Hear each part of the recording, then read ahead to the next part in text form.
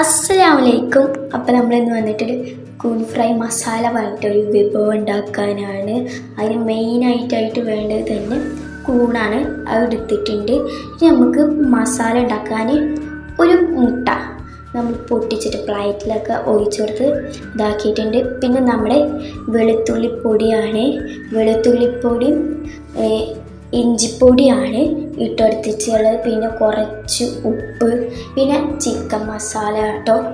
അത് നമ്മൾ ഫുള്ള് കുറച്ച് തോനെ ഇട്ട് കൊടുത്തിട്ടുണ്ട്. ഞങ്ങൾക്ക് ഇവിടെ എല്ലാവർക്കും ഇഷ്ടമാണ്. എന്തായാലും നമ്മുടെ സ്വാദം ട്രൈ ചെയ്ത് നോക്കേണ്ട തന്നെ കേട്ടോ. നമ്മൾ കുറച്ച് നാരങ്ങയുടെ ഒരു അതുണ്ടെങ്കിൽ ഒരു പ്രത്യേക ടേസ്റ്റ് തന്നെയാണ്. നമുക്ക് ഫുള്ള് ക്ലിയറായിട്ട് മിക്സ് ചെയ്ത് കൊടുക്കാം. അതൊക്കെ ഒന്ന് ക്ലിയറായിട്ട് മിക്സ് ആയിട്ട് വരട്ടെ. നല്ല പോലെ മിക്സാക്കി കൊടുക്കാം കേട്ടോ.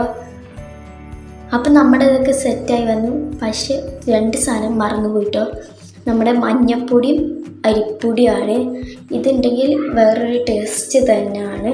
പിന്നെ നമ്മുടെ മെയിനായിട്ടുമായ കൂണ് അത് നമ്മൾ ഇട്ട് കൊടുക്കാം. നമ്മളിത് ഫ്രൈ ചെയ്യാനാട്ടോ.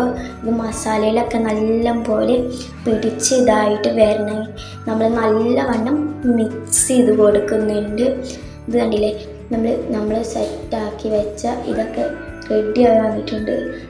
നമ്മളെ ഫ്രൈ ചെയ്യാൻ വേണ്ടിയിട്ട് അതിൽ ഇട്ട് കൊടുക്കാം. നമ്മുടെ കൂൺ ഫ്രൈ ചെയ്യാൻ വേണ്ടിയിട്ട് നമ്മൾ ഇതിലേക്ക് ഇട്ട് കൊടുക്കാം. നമുക്ക് ഫുള്ള് സെറ്റാക്കി വരട്ടെ. അപ്പം നമ്മുടെ കൂണ് നല്ല പോലെ തന്നെ നല്ല ഫ്രൈ ആയിട്ട് കിട്ടട്ടെ.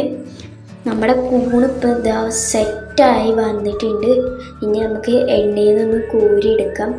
നമ്മൾ ഫുള്ള് കോരിയെടുത്ത് നമ്മുടെ വേറെ പ്ലേറ്റിക്ക് മാറ്റി കൊടുക്കുന്നുണ്ട്. ഇത് എണ്ണയൊക്കെ തോർന്ന് പോട്ടെ. എന്നിട്ട് നമുക്ക് ക്ലിയറായിട്ട് ഇട്ട് കൊടുക്കാം. നമ്മുടെ കൂണിത് ഫ്രൈ ആയിട്ട് സെറ്റായി വന്നിട്ടുണ്ട്. ഇനി നമുക്ക് മസാല കേട്ടോ. അപ്പോൾ നമുക്ക് ഉള്ളി, തക്കാളി, കറിവേപ്പില ഇതൊക്കെ നമ്മൾ നേരത്തെ പൊരിച്ചെടുത്ത പാനിലേക്ക് തന്നെ ഇട്ടുകൊടുത്ത് കുറച്ച് നുണ്ട് ഉപ്പ് ഇട്ടുകൊടുത്ത് നല്ലപോലെ വഴണ്ടി വരട്ടെ. പിന്നെ ഈ കളർ എങ്ങനെയെന്ന് വരുന്ന വെച്ചാൽ നമ്മൾ കൂണ് മസാല ഇതാക്കുമ്പോൾ ബാക്കി വന്ന കുറച്ച് വെള്ളം ഉണ്ടായിരുന്നു. അത് ഇട്ടുകൊടുത്താണ് നമ്മൾ മിക്സിക്ക് നല്ലപോലെ അരയാൻ വേണ്ടിയിട്ട് ഇട്ട് കൊടുക്കുന്നുണ്ട്.